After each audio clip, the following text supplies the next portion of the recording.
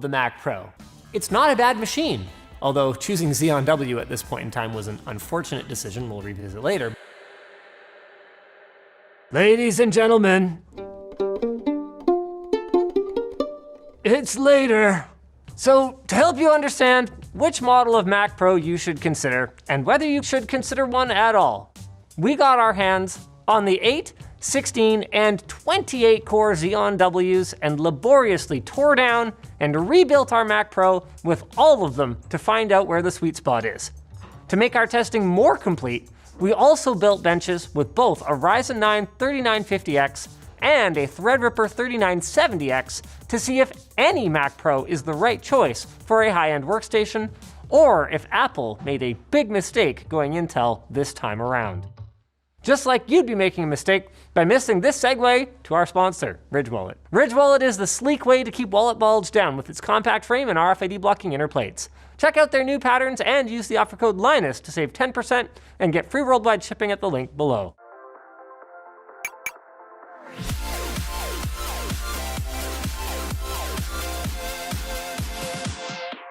This is awful. We'll begin with Cinebench, where, oh dear, it's really not much of a contest, is it? I mean, sure, compared to the iMac Pro's last gen Xeon W, performance is up, but both our 8-core and even our upgraded 16-core Mac Pro get creamed by our consumer Ryzen bench that costs less than the base model Mac Pro.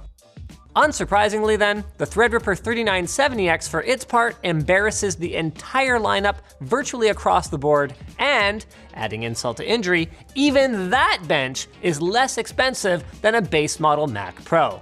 There are a few cases where Apple wins though. There's the Firefox compile test where the 28-core Mac Pro picks up a convincing win of about 50 seconds over Threadripper. And then there's Puget Bench for After Effects, a compositing benchmark where the 28-core Xeon W actually posts better overall numbers than Threadripper, though not by much, and the Ryzen 9 3950X is also in contention for top spot. Ouch. Now, granted, our Ryzen 9 and Threadripper benches are equipped with much more powerful Titan RTX graphics cards, but the thing is, that card costs half of what the Radeon Pro Vega 2 Duo in our Mac Pro does. Apple's beef with NVIDIA is clearly hurting their competitiveness in tasks that call for GPU heavy lifting. And it doesn't always work to just throw more smaller GPUs at the problem. In case you guys were wondering, for games, the Boot Camp drivers don't enable Crossfire, so performance, even on Windows, is about on par with just a standard Radeon 7. Now, there's one other potential market for Apple that some of you commented on in our review that has absolutely no need of a GPU like that, and that is the audio engineer market, where more PCI Express slots is more betterer. And yeah, I can see that for sure, especially with how many Mac-only audio packages are out there. It kind of doesn't make sense, but it's one of the many reasons why it's such a great option for audio and music production. You could theoretically cut a vocal or a voiceover like I'm doing right now, and it does not make a sound. But the thing is, that's clearly not who Apple is targeting with this machine, with the focus on their Afterburner accelerator cards, dual Radeon Pro MPX cards, and massive system memory capacity. And for that matter, Threadripper outdoes the Mac Pro in PCI Express as well, with 88 Gen 4 lanes compared to Xeon W's 64 lanes at Gen 3 speeds. There's just no way to sugarcoat it. Apple, as far as we can tell, should have gone with Threadripper or Epic here. I mean, just look at what Blur Studio did with Threadripper on Terminator Dark Fate, where in an interview with Post Perspective, founder Tim Miller says the difference for the artists is that instead of working here until 1 a.m., they're going home to put their children to bed. Something that normally would take 5 minutes was taking 5 seconds. You're just not gonna get that level of performance out of any of these Xeon Ws. And with this reality, I can't see many of the Apple holdouts holding out for much longer. Maybe Apple simply wasn't aware of what AMD had in the pipeline, or maybe they just didn't want to optimize their software for AMD's unconventional chiplet CPU architecture. But whatever the reason, Apple's in a position now where not only their price, but even their performance isn't industry leading on this machine. But let's say you're a Mac-based VFX outfit and you're overdue to upgrade some machines, as you probably are, If you're stuck in the Mac ecosystem, what trim level do you go for? There may not be a single definitively right answer here, but there are definitely a lot of wrong ones. So let's walk through it. We know that Apple's base model Mac Pro costs $6,000 US, and for that, you're getting a laughable 32 gigs of RAM and 8 of Intel's Cascade Lake CPU cores. It's worth noting that this RAM configuration is suboptimal, not only for how little you get in a machine costing this much, but also because it's only 4 sticks, meaning that you're not fully taking advantage of the 6-channel memory controller on your Xeon processor. So regardless of any of your other choices, you want at least 48 gigs of RAM, or you're gonna be leaving performance on the table. That's a $300 upgrade if you get it from Apple, putting us at $6,300 US. But we actually still recommend sticking with the base model as far as memory goes and installing your own third-party memory. It's shockingly fast and easy, and I couldn't believe how much cheaper it was. It's important to note that just like on a PC, additional memory will not improve your system performance unless you regularly run out of memory. So guys, if your workload doesn't demand more, system performance will be just about the same, going from 48 gigs all the way to 1.5 terabytes. Bumping the CPU up to a 16-core Xeon W3245 means that you're out another $2,000 from Apple. And it is worth noting that because this is not an M-series CPU, you're going to be limited to 768 gigs of RAM. Only the 24 and 28 core models are capable of handling the full memory loadout. That is so much memory though, that unless you're doing 8K raw compositing, you probably won't need it anytime soon.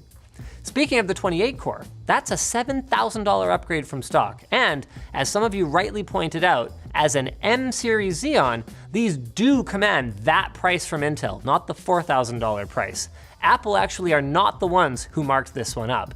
And that M distinction is important for 2 reasons. 1, if you're upgrading for yourself, you need to make sure it's an M-series CPU that you purchase in order to get that extra memory capacity.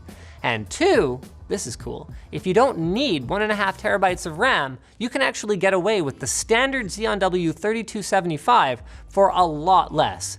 We tried it, and it works fine, even though Apple doesn't offer that option themselves. As for the GPU, there's really only 2 choices that make any sense right now. Compared to the single GPU Radeon Pro Vega 2 card, the Duo gives you a better upgrade path in the future. So we would go that route if you need the performance today. If you don't need the performance today, you can get the stock Radeon Pro 580X and then replace or augment it with an off-the-shelf Radeon 7 or even RX 5700 XT while you wait for the Radeon Pro W5700X to come out. That MPX module, while it's not yet available, is Navi-based, which should mean a significant performance uplift over the current factory options and support for a display stream compression while still providing you with additional GPU-provided Thunderbolt 3 ports. Now, only you know how much SSD storage you need, and only you know whether or not the Afterburner card's sole function of decoding up to 8K ProRes RAW makes any sense for your workflow. But what I can tell you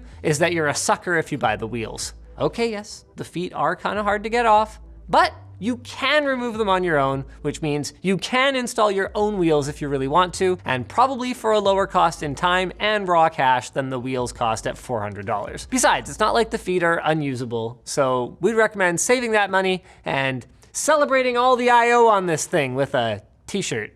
LTTstore.com. Any other upgrades, like internal drive bays or RAID controllers, have to come after sale. So we won't get too much into those other than to say that they are available and we've got a video showing how to install them. And besides, for expanded storage, I would really recommend a NAS in this day and age anyway. Remember guys, you've got dual 10 gig NICs in here. So even if you don't have a 10 gig switch, a 10 gig equipped NAS can be directly attached without forcing you onto wireless connectivity if you really need the speed. So with all that in mind, here are a few sample configs that might make for a good jumping off point if you're in a situation where buying a Mac Pro makes sense for you. Follow these guidelines with your use case in mind and you'll be okay. It's not quite all there is to know though, so get subscribed so you don't miss our video on the rack mount version of the Mac Pro. For today, the final question though is this. Should anyone who doesn't have to buy a Mac Pro buy a Mac Pro? Based on what we've seen, oh hell no. The thing is, you're not the target market anymore, and frankly, no matter how elegant and innovative the machine is, and it is, after seeing these numbers, I just can't be convinced. So close, Apple. If only you'd chosen a different platform that performs better and doesn't cost so much. And if you're choosing a different platform, maybe try out our sponsor, Privacy.com. Anytime we buy something online, we give access to our personal information to merchants and their data partners, and this happens without our clear consent. It's important to ensure that your online presence is safe and secure, and with Privacy.com, you've got a free tool that makes it easier to manage your financial life online, keeping your most important information secure. By generating virtual numbers, Privacy masks your real banking information, so you never have to worry about giving it out to people you don't know online. You can create up to 12 cards a month on their free personal plan, and Privacy has 2 paid versions, Pro and Teams. Pro is $10 a month and gives you access to everything included in the free plan, plus 1% cash back on all purchases. It also gives you up to 36 cards a month and more security and privacy features. And the Teams plan is more for small businesses, or if you're in charge of, well, a team. It's $25 a month and gives you everything in the Pro plan, plus dedicated account manager, access to 60 cards a month, and transaction limits that are tailored to your business needs. Privacy.com is PCI DSS compliant, uses military-grade encryption to secure your information, and offers 2-factor authentication. And because they make money from merchants, there's no cost to you on the free plan. So sign up today and you'll even get $5 for free at privacy.com/Linus. That's privacy.com/Linus.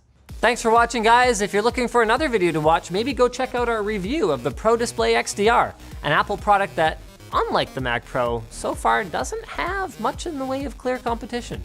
I'll see you over there.